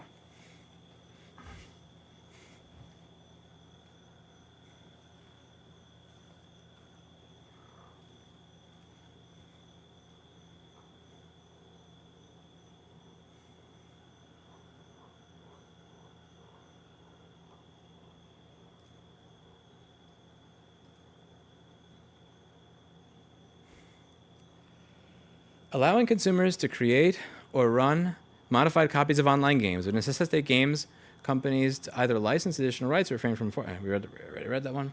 Game companies often utilize third-party software and services which may have licensing terms restricting their use to the commercial life of the game or prohibiting sub-licensing to players, thereby hindering the modification or patching of games for private servers.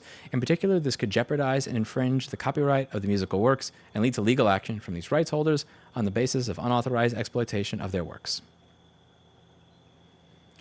And this is the thing with music. This is a you probably. This one over here drives me nuts. So, like when I play a game, Clinty, let the moth go, bro. Let the moth go. Can you let the moth go, Clinty?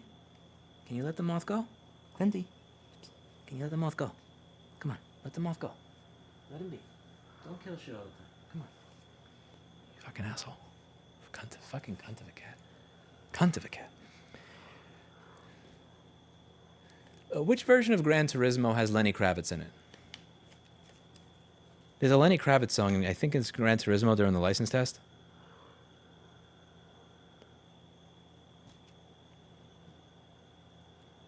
I think it was Gran Turismo 2 or Gran Turismo 3. Gran Turismo 3. I still have that downstairs. I will take a look at that, Ryan Labs. Send me that on Discord, okay? I want to... let's...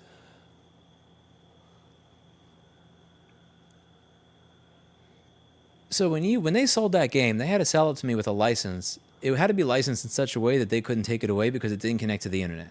They couldn't say that you have licensed this Lenny Kravitz song until December 8th, 2004, because they had no way to disable it. Now they do. And that's a you problem. And that entire concept... that entire concept has to just die. And that's one of the areas where you're telling me the way things are, but telling me the way things are is not an argument for why they should stay the way they are, in my opinion. And somebody out there who's more familiar with this, I'd love to hear more from you. And I reached out to a couple of other developers that I thought would at least have a critical take of Stop Killing Games to get the other side of it, because I want to hear the other side of it, and I haven't heard back. But on this one, I mean... infringing the copyright of the musical works and lead to legal action from those rights holders on the basis of unauthorized exploitation. Since this is not... SpaghettiOs? Huh. I've been talking to myself for like 2 minutes, haven't I? Okay. I don't know how long I've been talking to myself for. Let's see. Let's go back to... My chat window is not moving.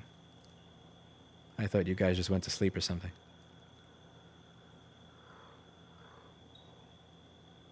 Reload the page.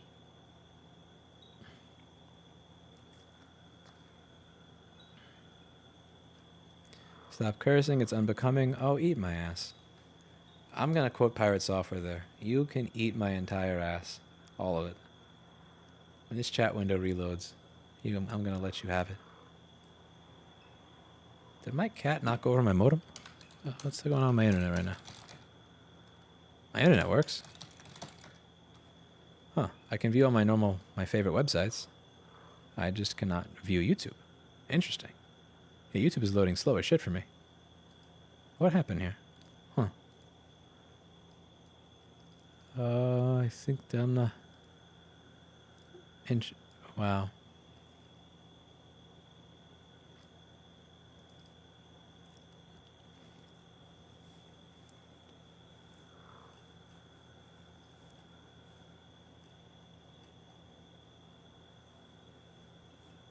Okay, it's too late for me to rewind and figure out where exactly the video stopped, so I'm just going to go back to where I was before. Back to the last point I was at before I call it a night. Games depend on third-party services such as platforms in which the game is offered to the consumer. Releasing the code for those services, which could be necessary, should be a legal requirement. No, let me say that again. Constraints from Constraints from third-party services. Games depend on third-party services such as platforms on which the game is offered to the consumer. Releasing the code for those services, which would be necessary should a legal requirement allow player communities to run a game, may not be possible as to potentially be an IP infringement. Furthermore, game company servers are increasingly run on the cloud. If cloud servers are discontinued, which sometimes happens, this necessitates either shutting down older titles or creating costly workarounds. The latter may not always be possible. So releasing the code may not be possible due to licensing and IP infringements, and I don't think that they're wrong there.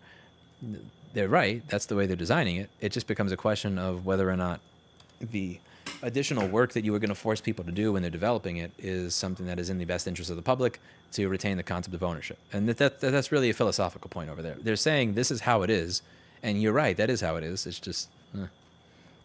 I'm of the personal opinion that fixing IP to allow the legal development of third-party servers is better than new regulations. I know it's harder. When you say fixing IP, what do you mean? Do you mean taking a Stephen Kinsella approach to intellectual property? Because I think that's the only way that you're fixing IP to fix that problem, is you're just taking the Stephen Kinsella view of intellectual property. BS argument: if the original game uses certain copyright-limited music, the private server can substantiate music assets. Been done before. I don't like the idea of having a temporary license for music in a video game to begin with. If you're selling me a video game, it's one thing if you say, we're using this service and this service is no longer available, so I can't help you, but we never knew when that service was going to shut down. And creating a workaround for that service is not something I'm willing to do because 4 people are still playing my game and buying microtransactions. That's a different scenario than I bought this game realizing that I have a limited license to use this music. Because it's one thing with a service. You don't know when the service is going to go down. But you know if you bought a limited license to the music. I mean, come on. The fact that you've had music in video games, you did not have to worry about this for like 15 years. Nobuo Uematsu is not charging Square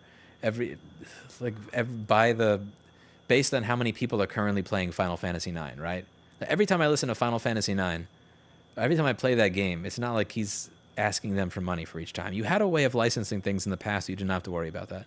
If you have a stupid way of licensing music like that right now, like you guys got to figure that out amongst yourselves. Now, the problem with services, I do sympathize with that one. Yes, if I'm using a specific engine, and that specific engine is not something that I'm the game dev, and I want to give you access to it, but I can't. That means now I probably chose that because it was the best at the time, which means now I got to find a new thing. It's like if you use MailCow and Postfix stops working. Like, I can't use Postfix anymore.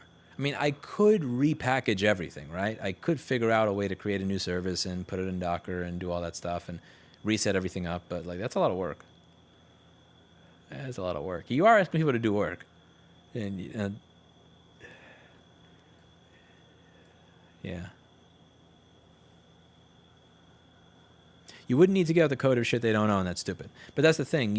That game works. That game may work because they're using code that they don't own. That's the point. So if that game works because they're using code they don't own, and then that service disappears, then how are they going to make that game keep working for you? They either A, they have to give you access to code they don't own, or B, they have to redo the game. And like there's C, which is make the game up front with code and with using services where you don't have to worry about that. But what if those are not the best? I don't know. Again, to me, like my bias is, let's say all that stuff is true. I can nod and say, yeah, I get it. Okay, I guess it's not as simple as I thought. And still just want to take the TNT and do this because like that is my bias. Limit the power of IP so that people are able to develop mods and third-party servers after end of life. This directly makes IP law weaker.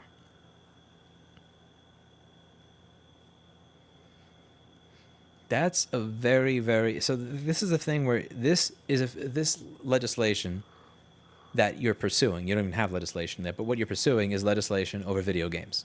Whereas what you're talking about is unraveling the threat of intellectual property, which is going to affect many more industries. So putting something together just for video games by itself, you're going to have opposition from 41 different groups, right?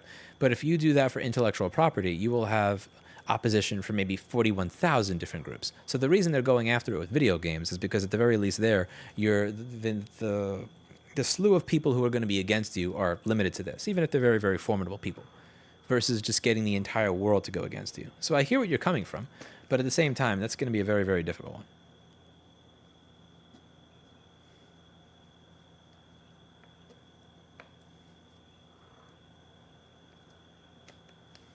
Can you increase the volume of your microphone? No, I cannot. Because then when I talk really loud, it'll distort. What I could do is I can just make my compressor even more and more aggressive.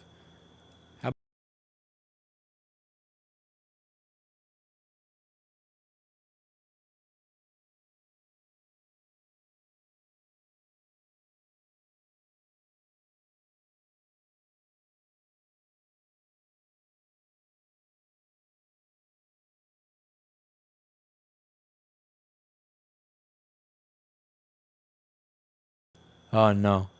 See what you did just there? Bro, I use Linux. This is Linux audio, man. You don't ask me to adjust anything. If it works, and I'm not fucking with it anymore. You're lucky that I have a microphone right now. You're lucky that anything here works, actually. You should be more grateful, sir. You should be grateful that I have a microphone at all. Here we go. Nice and... Yeah, let's make this sound like a shitty FM radio station. Here we go. Yeah. Oh yeah, like 5 decibels of compression all the time. Yeah, let's do it. Let's lower the attack time too to something really obnoxious, like 0.1 millisecond. So it's just there's no attack and no decay. I'll take it. Yeah. That's obnoxious as fucking hell.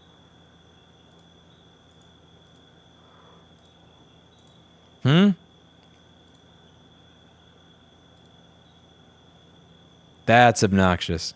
Oh, yeah.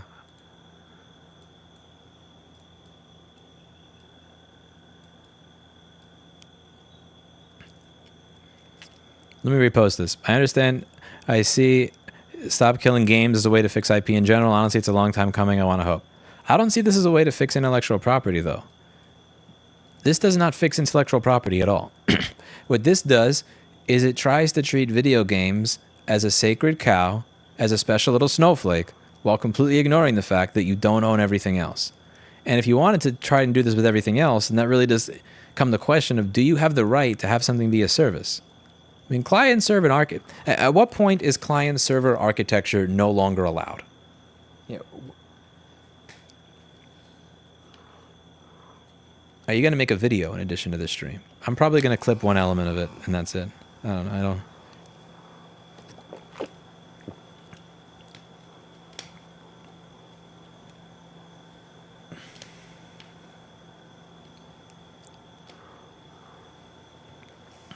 Because when you talk about this entire thing, like, there are millions of different areas out there where you buy something and you own the access to the client, but you don't own access to the server. If you sell a copy of client server, you have to provide a client the way to continue using it after you stop supporting it.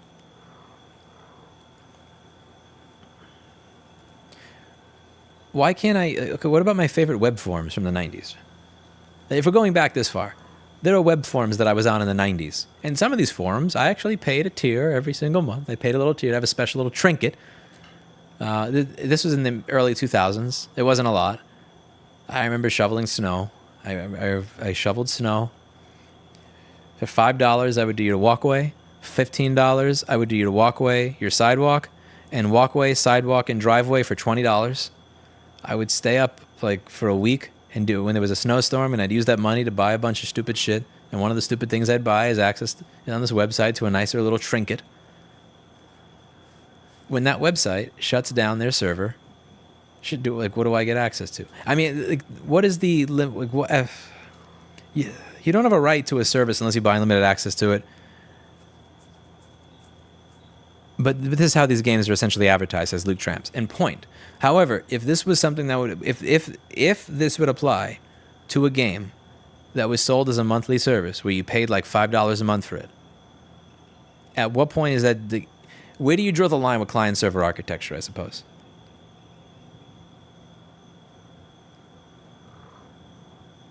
Okay, because what I'm trying to figure out is the limiting principle. If we return ownership and right to repair, the global stock market would likely collapse. It's probably why nothing will ever happen. I've thought about that when it comes to right to repair and the market in general. And one of the things that I've wondered is the reason you don't have right to repair because you don't even have spare parts anymore, because you don't have spare parts capacity, because we've gotten so good and so efficient at making things that we don't have spare parts. So if you need to make 1,000 of something, maybe logistics was if you needed to make 10 million of something, logistics before was probably good enough that you could either get parts for 9.9 million, in which case you have a shortage, or parts for 11 million, in which case you have an overage and you paid extra. And if you got all the materials, if you were able to buy all the materials to make more than you needed, somebody in the chain paid more than they needed to because they bought more than they needed, which means that it could have been done cheaper. So if you have the ability, if you're so good at the entire process of parts sourcing or logistics that when you need to make 10 million of something, you get exactly enough minerals and resources to make the 10 million of it, you will make things cheaper. Or you'll make them at the same, or you'll either make it cheaper to the customer, or you'll keep charging the same amount of money but make more. Either way, stock market go up.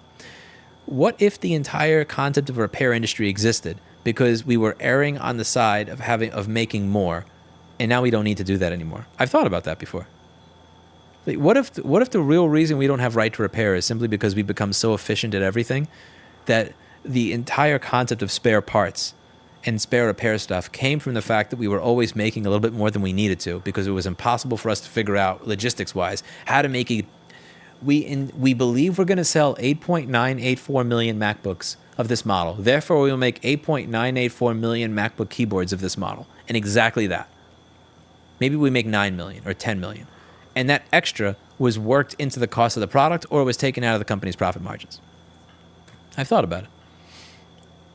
In supply chain, you need to keep 8 to 14% of spare parts. But let's say you need to keep 8 to 14%. So before, it's impossible to get exactly 8 to 14, so maybe you wind up erring over and you get 20 to 30. And now you have actually, the point there is, what if the entire reason that you used to be able to fix things is simply because you had access to excess, and now that we are so good at being precise that we don't have that excess that we need?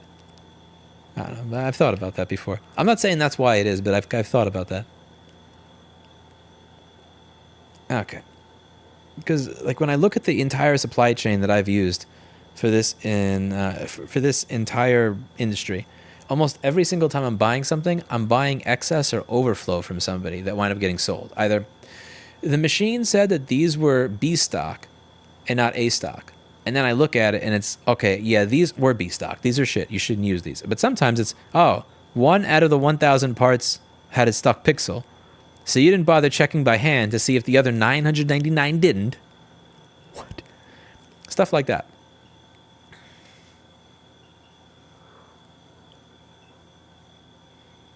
Anyway, it's almost 1 a.m., people, so I'm going to get out of here. I gave some ideas on how I think the FAQ could be edited a little bit to address some of these things, and I ranted about some of the things that I thought were psychotic. There was actually a response. I'll read some of the response to it that somebody had made an email to me before I get out of here. So I do have to get out of here because I have to be at the gym at 8 in the morning. Let's see. I'll read some of it. Interactive media is not an ephemeral license, so the VGE claims that unlike books or films, online video games are mutable works and thus cannot be preserved or sustained the same way. But evolution over time does not preclude continuity of access. Consumers are not misled when a game evolves. They are misled when a product disappears entirely. The industry can have it both ways, profiting off the illusion of permanence while disclaiming responsibility for ensuring any part of permanence survives. This is from GBAMFS, prepared by the Gaming Brethren Advocates Mutual Aid Federation and Society. This is an M dash, so, and use the word ensure instead of make sure, so I'm a little, I got my eyes on you, bro. Ownership and licensing, a pretext, not a justification. The assertion that all video game purchases are simply licenses is legally sound but morally inadequate. Licensure in the digital markets is now so expansive that it obscures consumer expectations. Consumers believe they are purchasing access for as long as the product is usable. If publishers sell live services, they must either make clear that the access is temporary or ensure graceful degradation options exist. The Stop Killing Games petition demands the latter, not indefinite server operation, but a survivable form of access once live services cease. 3. Feasibility of preservation is a design problem, not a legal one. VGE claims technical and architectural limitations prevent feasible support for private servers or offline modes. This is a design outcome. Developers can and should design with separation of concerns in mind, abstracting network layers, isolating gameplay logic, and exposing private server stubs or dedicating hosting modes. Nothing in the petition calls for retroactive rewrites of 10-year-old games. The demand is for forward-looking mandates. If you sell a connected game, plan for its afterlife. 4.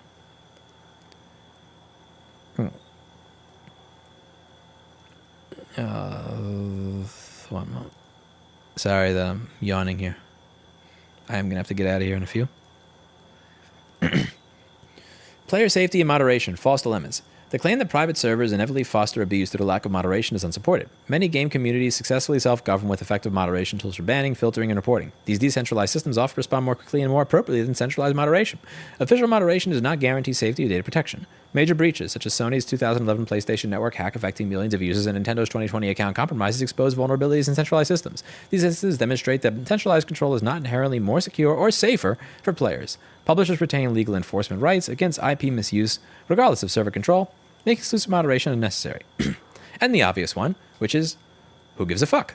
I don't care. It's my fucking game. I don't give two shits of a fuck if it's not moderated well once you've turned off support for it. I would rather have a game that functions and has poor moderation if I decide to play other people than have a game that doesn't work at all. It's not your job to take care of me. I'll take care of myself, thank you very much. Security risks and server code exposure. Manageable with modern tooling. Releasing server binaries or game code carries risks, but open source ecosystems from web servers to game engines have operated securely for decades. Techniques such as stripping proprietary libraries, stubbing licensed components, and redacting sensitive functions enable community involvement without full source disclosure. Disclosure. Grinder? Disclosure. What the fuck is that? The risks cited in VG's position may be overstated. I would read the rest of this, and it's worth reading. However, I gotta get the fuck out of here. If you would like to read the rest of this, you should head over to gbamfs.org, who emailed me this thing, who has a website. It's my type of website. Looks like this got like the 90s GeoCities look to it, which I am like no hate on that. I like that shit. I prefer this shit. It's got the cookie notice on. Yeah, I never know.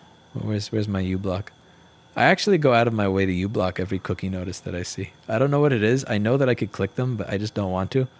So I just go on my cookie notice. I pick it. I create. I always go to I always block the GDPR cookie notices. Yeah, let's see. Cookie notice? I know you legally have to do it. I feel bad, but yeah. Why is it so much easier on my phone? Enter element zapper mode. There we go. The cookie notice is now gone.